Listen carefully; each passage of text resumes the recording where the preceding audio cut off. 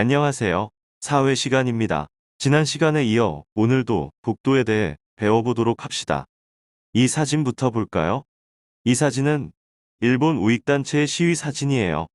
선생님, 이 사진을 보면 한국은 다케시마에서 나가라라고 한국어로 적혀 있는데요. 다케시마는 독도를 일컫는 일본말 아닌가요? 그럼 한국은 독도에서 나라라는 말인데 이 말은 우리나라 더러 독도를 포기하란 말 아닌가요? 이 일본의 우익이라는 사람들은 독도가 일본 땅이라고 망언하는 사람들이군요. 정말 화가 나는데요. 역사적으로 볼 때 명백히 우리 땅인 독도가 일본 땅이라니요. 그렇지요. 독도는 역사적으로 봐도 우리나라 땅이지요. 그럼 구체적으로 독도가 우리나라 땅이라는 역사적 근거는 무엇일까요? 독도가 우리나라 땅이라는 역사적인 근거요? 그건 잘 모르겠어요. 생각해보니 그냥 옛날부터 우리나라 땅이란 이야기만 들었지요. 맞네요.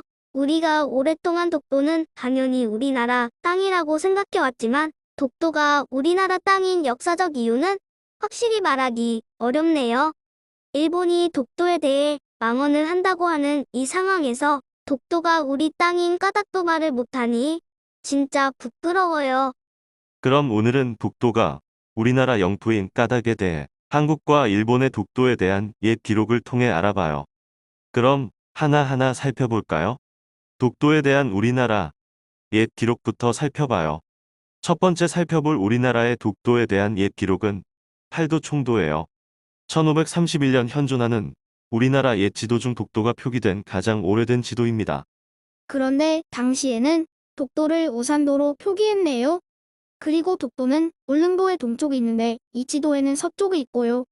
맞아요. 실제 독도는 우산도, 독섬, 석도 등으로도 불렸어요. 이 지도가 만들어질 때는 독도가 우산도라 불렸답니다. 그리고 팔도 총도를 만들 당시에는 실제로 가보지 않고 지도를 많이 만들었기에 섬이 생략되거나 위치가 바뀌는 일이 많았어요. 그러다 보니 당시 우산도, 즉 독도가 울릉도 서쪽에 그려진 것입니다.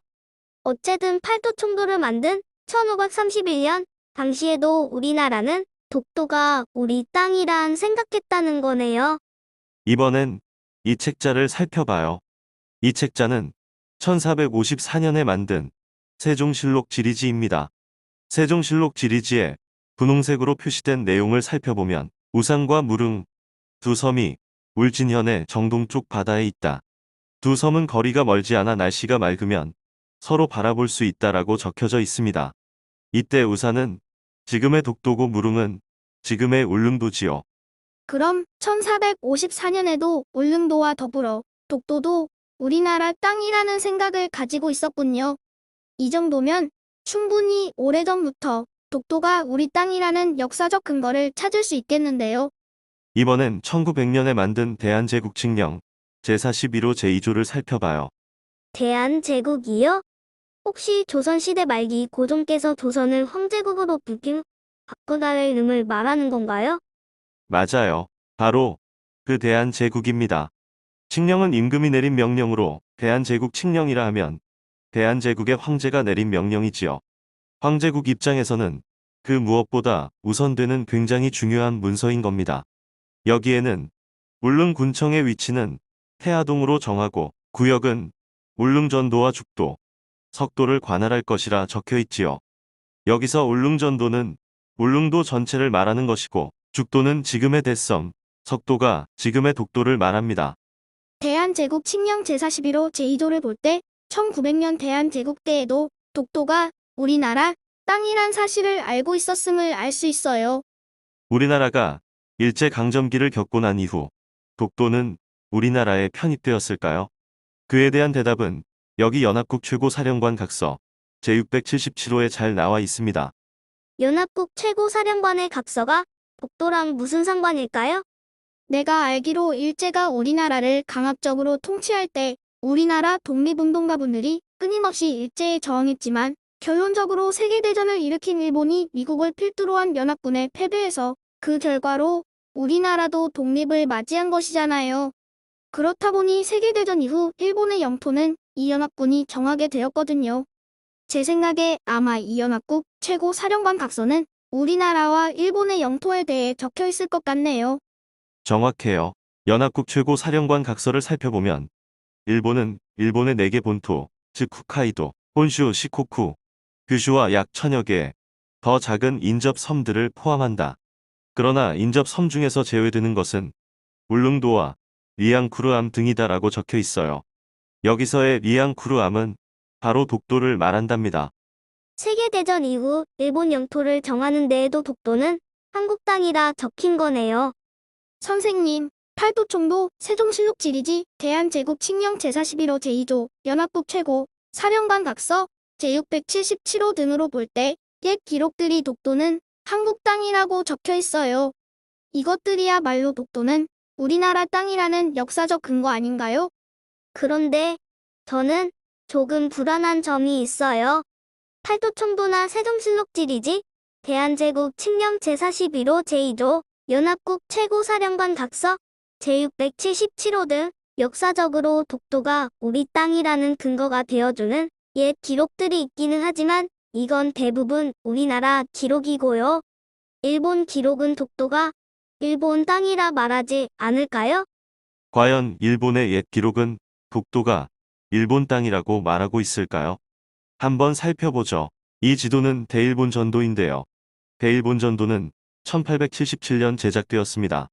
이 지도는 근대화된 일본이 일본 영토를 자세히 알기 위해 일본 정부에서 직접 만든 지도입니다. 이 지도에는 독도가 어디에도 없지요.